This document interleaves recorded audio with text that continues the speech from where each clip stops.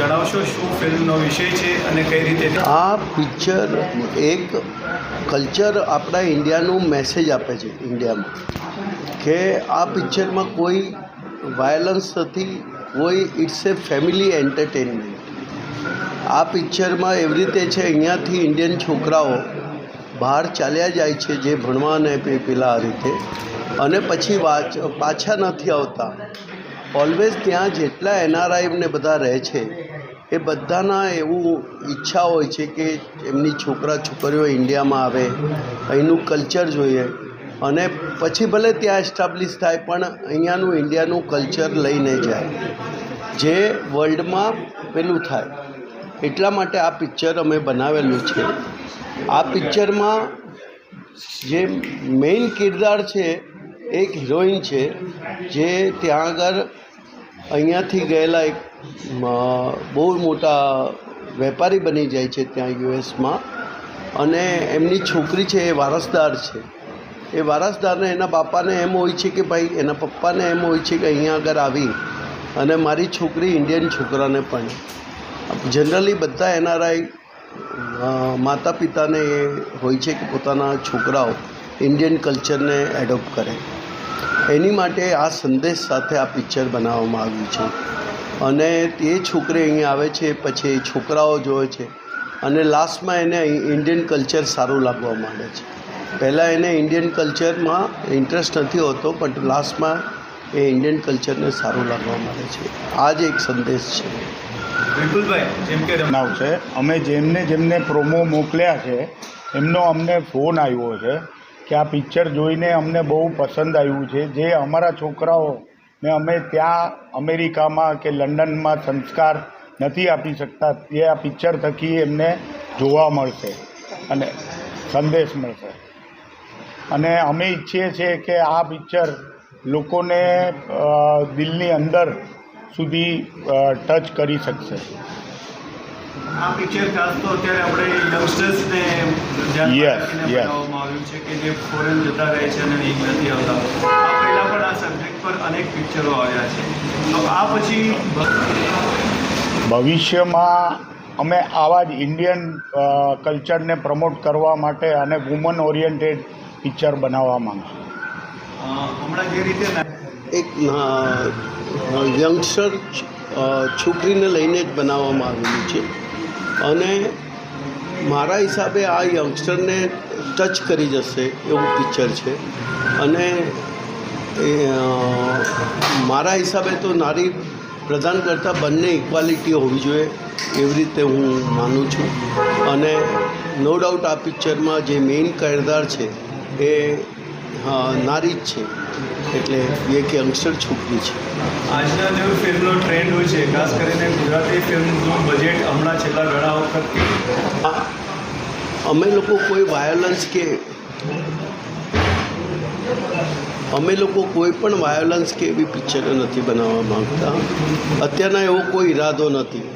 This is a family entertainment film, social કોઝનું film છે, family સાથે બેસીને સમાજને કંઈ શીખવા મળે એવું પિક્ચર બનાવવામાં। કારણ કે આજનું જો ઓટીટી કલ્ચર જો આમાં કોઈ સેક્સ વિશે કે કોઈ પેલું સેક્સી એવા સીન કે ઉત્તેજક સીન યા વાયોલન્સના સીન એવા કોઈ છે જ નહીં। આ ફિલ્મને તમે કઈ એક ફેમિલી માટે એક સંદેશ આપીએ છીએ કે આપણું જે કલ્ચર જળવાઈ રહે, અને યંગસ્ટરને કંઈક નવો સંદેશ આપી શકીએ આપણે, કે આપણે આપણું કલ્ચર સાચવીએ।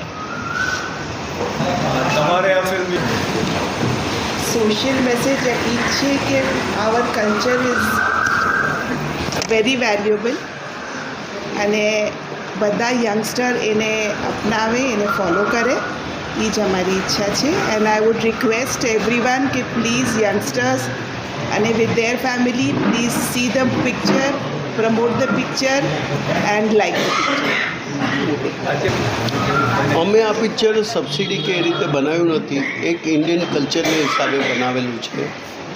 અત્યારના અમે આ પિક્ચરને તો એવું કોઈ સંદેશ આપવા માંગીએ છીએ ફ્યુચરમાં અમે કેવી રીતે જઈશું, શું કર્યું છે એનો અમે પ્લાન અત્યારના વિચારો નથી, પણ ફ્યુચરમાં પણ અમારો આવો જ એક સંદેશ સાથેનું પિક્ચર આવશે. પણ સબસિડી મળે એટલા માટે પિક્ચર બનાવવું એ અમારો ઉદ્દેશ નથી.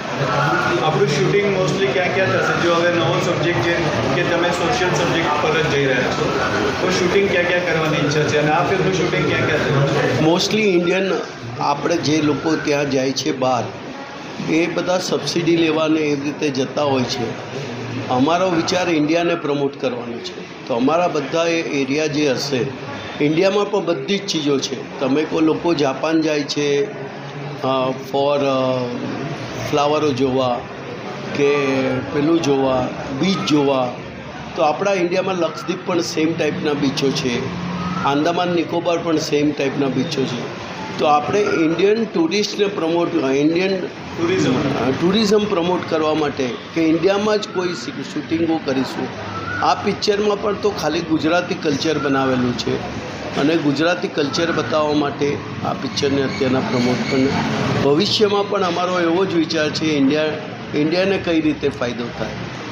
તો સબસિડી લેવા કે એવા કોમર્શિયલ ઇરાદાથી અમારો પિક્ચર બનાવવાનો ઇરાદો નથી. આ પિક્ચર જે છે જેમ કે છે આપણે ગુજરાતી ભાષામાં, એસ આઈ ટોલ્ડ યુ કે સોશિયલ અને એ ટાઈપના સબ્જેક્ટ પર બનાવવાનો વિચાર છે, ઇન્ડિયન કલ્ચર પર અથવા ઇન્ડિયન ટુરિઝમ પર, ઇન્ડિયન ટુરિઝમને પ્રમોટ થાય એવા પિક્ચર બનાવવા. સમાજને ફાયદો થાય. સમાજ એટલે ઇન્ડિયાના સમાજને, ભારતીય સંસ્કૃતિને ફાયદો થાય.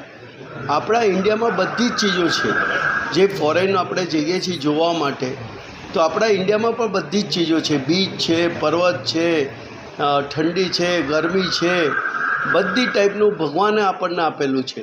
તો વાય નોટ પ્રમોટ ઇન્ડિયા? અને ઇન્ડિયાએ અમને ઘણું બધું આપેલું છે સંસ્કૃતિ પ્રમાણે, કે મા બાપના આશીર્વાદ ગણો. આપણે ત્યાં મા બાપના એક આશીર્વાદને એક બહુ મોટો સબ્જેક્ટ હું માનું છું. એટલે હું જે કાંઈ કરી રહ્યો છું એ મારા મા બાપના આશીર્વાદને લીધે છે એવું મારું માનવું છે. એ પણ આપણા ઇન્ડિયાની સંસ્કૃતિ છે.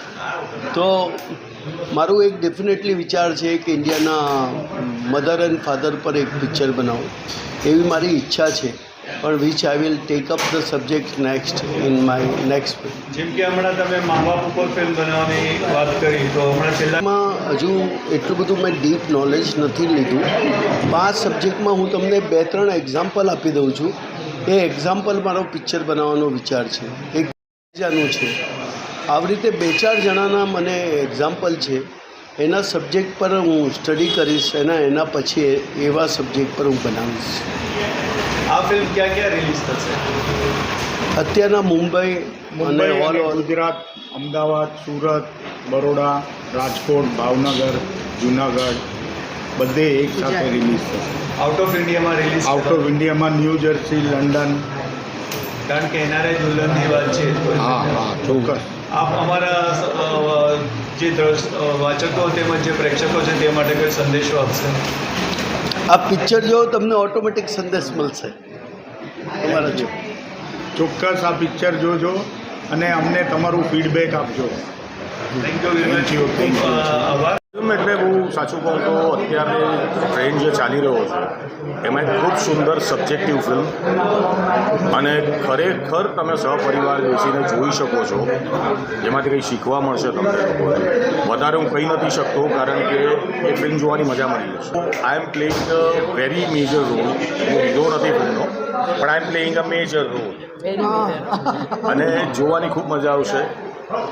આવા રોલ ઘણીવાર કરી ચૂક્યો છું, પણ આ ટીમ સાથે, અને એમાં ખાસ કરીને આંચલ, પેલી આ તો દીકરી છે મારી, આ બધા જોડે કામ કરવાની બહુ જ મજા આવી.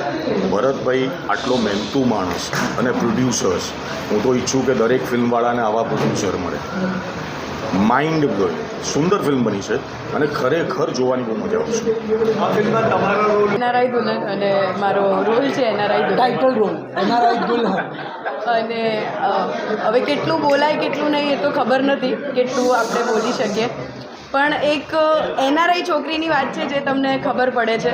અને હી ઇઝ પ્લેઇંગ માય ચાચુ, અને કઈ રીતે શું બધી થાય છે કે હું લગ્ન કરીશ, અચ્છા સોરી નથી બોલવાનું અને આ લોકોનો કેટલો જોરદાર રોલ છે. એટલે તમને ફિલ્મ જોઈને બહુ જ મજા પડશે. આવી ફિલ્મો બનતી હોય છે ફેમિલીવાળી, પણ આ કંઈક અલગ સબ્જેક્ટ પર ફિલ્મ છે, તો તમને મજા આવશે. અને બસ thanks to our producers and director. સાચે ઘણી બધી ફિલ્મો કરતા હો, ઘણી બધી ટીમ સાથે તમે કામ કરતા હો, પણ આ ટીમમાં એવું થયું હતું કે છેલ્લા દિવસે રડવું આવી ગયું હતું, કારણ કે ઘર જેવું વાતાવરણ થઈ ગયું હતું.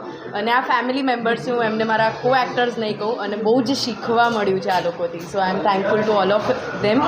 અને બસ અમારી ફિલ્મને વધાવી લેજો. Thank you. બન્યું છે રાધર, બન્યું છે મારી આંખની સામે ઘણી વાર. કન્ટિન્યુ.